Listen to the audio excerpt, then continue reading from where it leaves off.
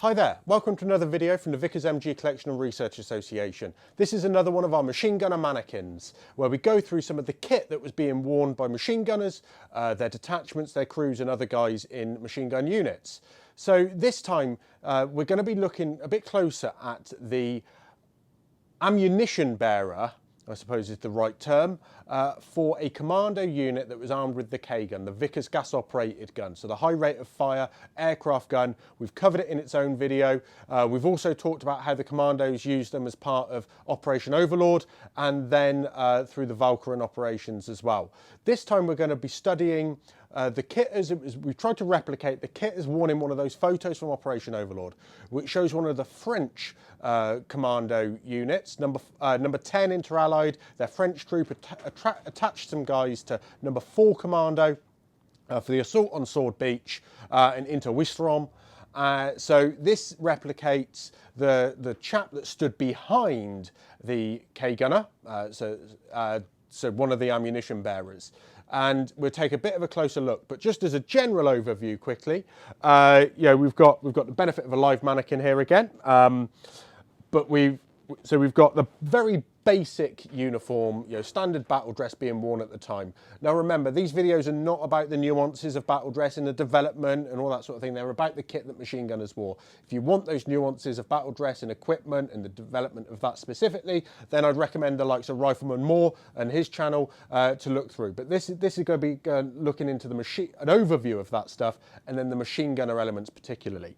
So, we've got the Commando set up, standard battle dress, standard 1937 pattern as the base, but then we have the special Vickers gas-operated magazine pouches on the front. So 2 magazines, and these are full. We'll explain some more about the difficulties of that in a moment, but they hold a magazine of 100 rounds each, so 200 rounds. Remarkably, and we've done this deliberately, so he's carrying a bandolier, 50 rounds of 303 ammunition, but also a Thompson submachine gun, machine carbine. So the reason being is because this photo shows that.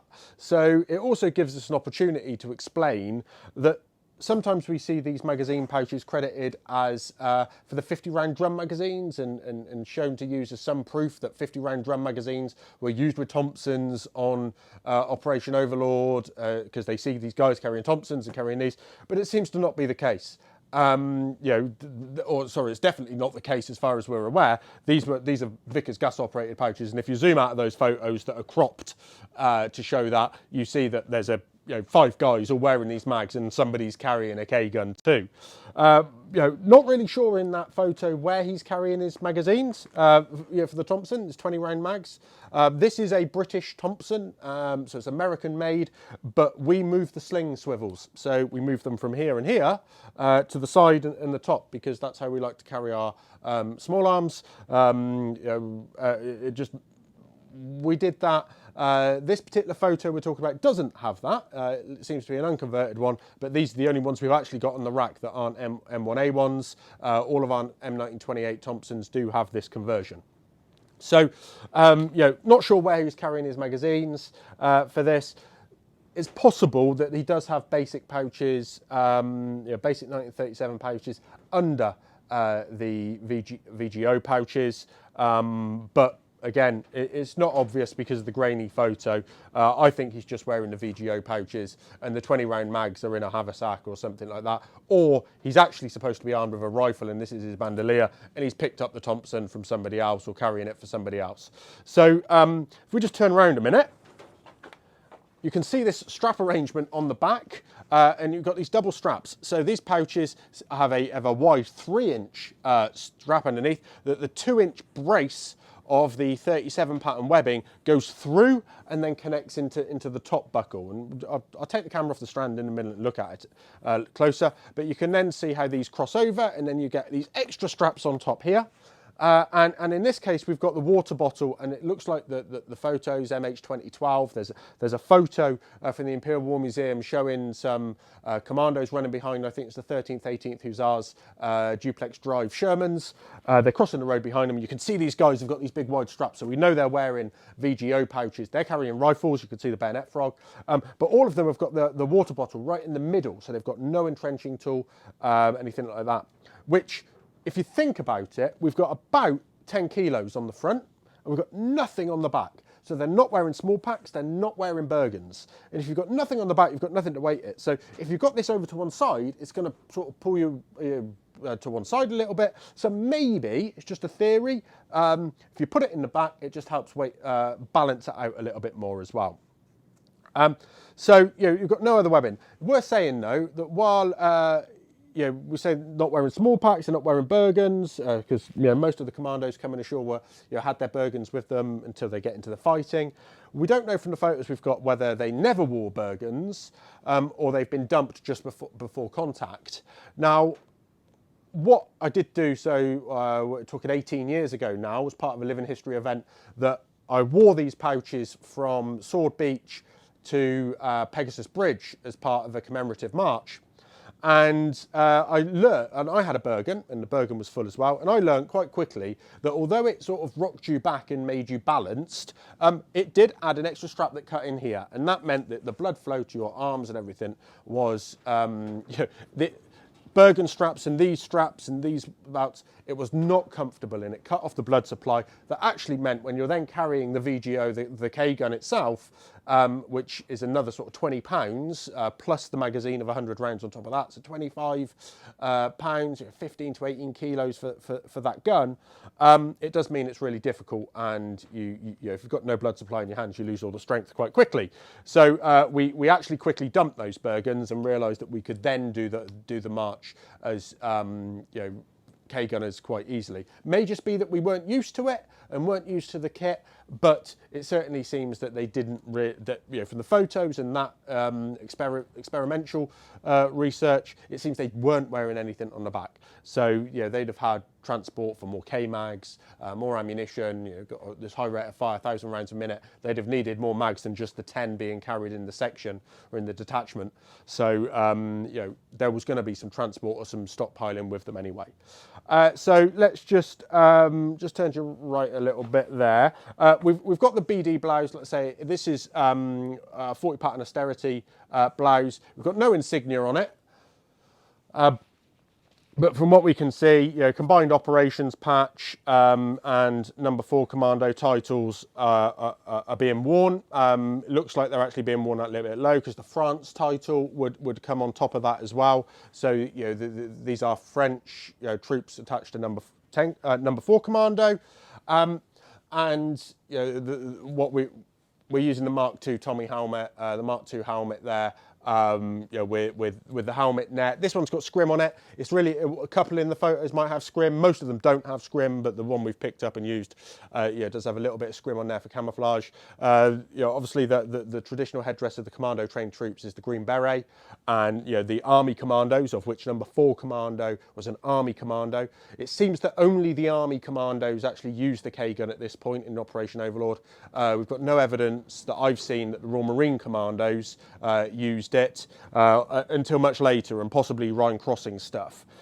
So we've got the army commandos were wearing the green beret as well. The French commandos were wearing their national cap badge in it, and it looks like cap badges weren't being worn on the actual assault itself. So where they do come ashore with the commandos, with army commandos weren't wearing their cap badges. And then you've got the Fairbairn Sykes commando knife as well. The trousers that we've got here are just the standard austerity trousers. They haven't got the tabs for the commando knife or anything like that. So the army commandos and the Royal Marine commandos would have all been carrying the Fairbairn Sykes fighting knife with them as well. Let's take the camera off the stand, and I'll just do a quick up and down, and you can see the kit and some of the nuances of how this webbing and everything attaches. So bottom to top, standard hobnail boots with the anklets, or then trousers. And what I said is, the commando trousers sometimes just have a couple of tabs on this side here, and they connect the fighting knife there. Probably shoved in a pocket though. So these pouches, as I said, are full. Quick buckle tabs there. and then there's 100 rounds in each. So not only are the pouches full, but the magazines are full as well. So genuinely, there is about 10 kilos of ammunition in just these 2 pouches here, plus 50 rounds in the bandolier. It's all going to be tipping the soldier forward quite a lot. You've got the standard sort of 3-bar 37 pattern buckle that allows you to put the clips of a small pack or the L straps from the 37 pattern webbing through the top. The braces go down in behind the pouch after they've come through here. Again, sort of the brace go all the way over. This is not attached to this. What it does, so one of those, so actually the chap we're studying, it looks like this pouch is undone, and there's possibly no magazine, because what happens is this pouch goes up, this one drops down because all the weight is on that side. It becomes really unbalanced when you start to use them. Austerity pattern blouse there. What else? So we're saying to try and balance these as well. There's this strap that goes across here, brings them in a little bit more, brings them from the back. So let's just have a look at that a bit more. So you can see when it's undone, it's sort of, those full pouches drop back and start to become quite unstable. But what that does allow us to look at is the fact that you've got just a normal sort of C-clip. I don't like the term, but the normal 37 pattern attachments into the back into the belt there, and you can just see the brace going down the back. I think on this one, is it this side? No. So there are 2 manufacturers of these ammunition pouches that I can see, and I think it's BHG and Bagcraft. All are normally dated 1944. This one, can't see it now. How frustrating. These are normally really well marked. This is our Blancoed set because it's the one that gets used. We don't know whether they were Blancoed for definite or not, but certainly it made sense in terms of what we were doing. Oh, I can't see the markings on these. That's how frustrating. We'll have a look another time. Or I'll put some photos up once we got the mags out. But you can see there how the magazines fit in. These these aren't Lewis gun pouches. Sometimes sold as Lewis gun pouches. I don't know whether that puts the price up or down, but these are specifically for the Vickers gas operated machine gun. They appear in the assault and commando equipment vocabulary of Army Ordnance stores. They don't appear anywhere else, so they are commando equipment. They're not airborne. SAS didn't use them as far as we're aware. The airborne recce Vickers K guns didn't have them, so you sometimes see them over the Jeeps and stuff like that. But yeah, they're purely for commando, and by the time you look at the Vulcarin operation, actually they've stopped using them for that, and they're just putting toggle ropes through, so commando equipment, again, toggle ropes through the handles, and you can get 3 or 4 on a handle and it's slung, so you can dump that with the guns and then carry on and do the fighting that you need to. So hopefully that's of interest. Hopefully that's given you a bit more insight into the Commando K-Gunner and what they were wearing. Thank you for watching. Please remember to like and share the video and subscribe to the channel. Please support us on Patreon if you're able to, and let us know of anything you'd like to see in the future. I look forward to hearing from you.